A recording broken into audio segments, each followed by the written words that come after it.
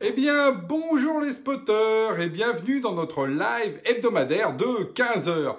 Et aujourd'hui, grande nouvelle officielle parce qu'en fait, on avait l'information depuis quelques mois, mais là c'est officiel. Microsoft vient sur le terrain de l'intranet et il vient de sortir un nouveau module qu'il appelle Viva. Viva la vida! Vous allez voir, Viva c'est extraordinaire. Donc, Microsoft, après avoir justement, vous savez, c'est un monopole géant mondialisé. Là, il a fait beaucoup de mal pendant le confinement à tous les telcos avec Teams, où en gros, il a pris l'essentiel du marché, jusqu'à telle enseigne que des gens comme Cisco commencent à avoir des baisses maintenant de revenus à cause de ça. Donc vous vous rendez compte, alors qu'avant, c'était quand même les dominants sur ce secteur-là. Eh bien, Microsoft ne s'arrête pas là. Il vient également sur les terres donc de l'intranet, de la digital workplace et donc de ce qu'on appelle l'expérience employée. Magnifique.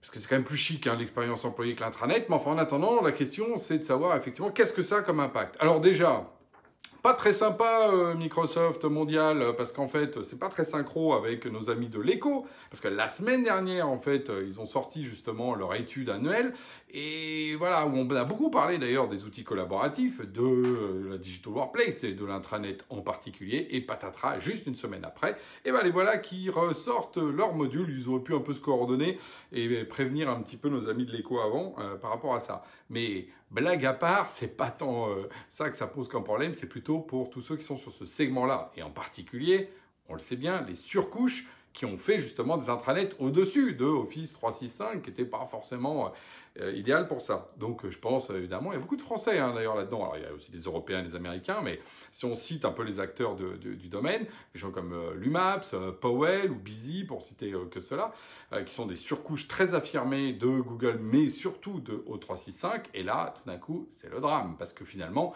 Microsoft apporte une réponse quasiment identique à ce qu'ils essayaient de produire. On le savait, mais ça se répète. Et donc, c'est incroyable, moi je trouve, de quelle manière Microsoft est un ogre qui mange ses enfants. Parce qu'il faut voir que tous les gens que je viens de citer, là, il y a encore un mois, étaient portés justement au pinacle, au firmament des partenariats avec Microsoft, qui disaient l'outil magnifique pour se déployer, c'est l'UMAP, s'ils les emmenaient un peu partout. Par exemple, puis là, tout d'un coup, ces gens, ils sortent un produit concurrent. Si c'était la première fois. Mais ils font le coup à chaque fois. Rappelez-vous, nous, dans notre domaine, à un moment donné, il y avait également, vous savez, les fameuses surcouches de SharePoint à l'époque. Et ils ont disparu parce que Microsoft, hop là, ils avaient sorti justement 365.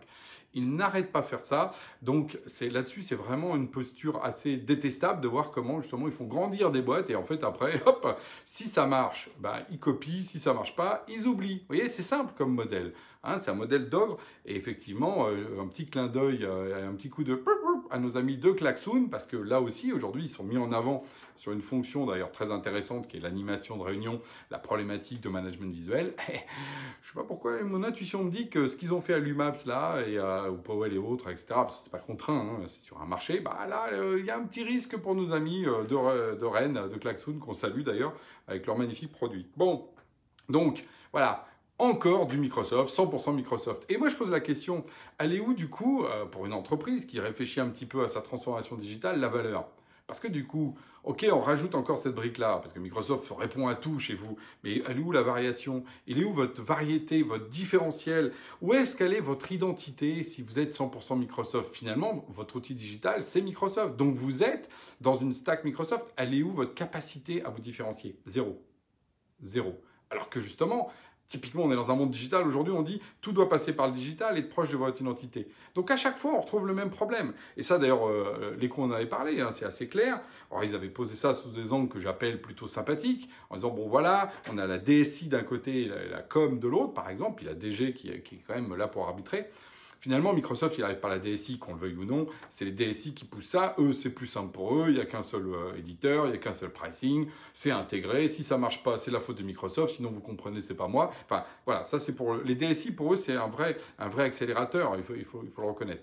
Mais pour les gens de la com, ils perdent complètement la main. Ils n'ont plus ni budget là-dessus, ni capacité de différenciation. Tiens, c'est comme ça. Prends l'outil, il est sur étagère. Et si tu n'es pas content, écoute, c'est comme ça.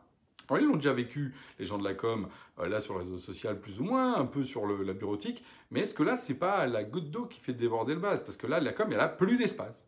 Hein, on lui dit, bah écoute, tout est dans Microsoft, voilà, c'est ça, et tu vas voir, c'est le bonheur pour toi. Donc, il y a vraiment un point, en gros, c'est monopole 1 contre faire compétition 0, hein, qui encore une fois, parce qu'il y a des effets évidemment du coup de marché qui sont derrière ça, le fait que Microsoft va encore pousser ses pions là où il est déjà, mais déterminant, mais c'est aussi DSI 1 comme 0. Donc les gens de la com, soit ils se réveillent, soit ils vont se retrouver à être vassalisés par les DSI qui leur imposent leurs outils.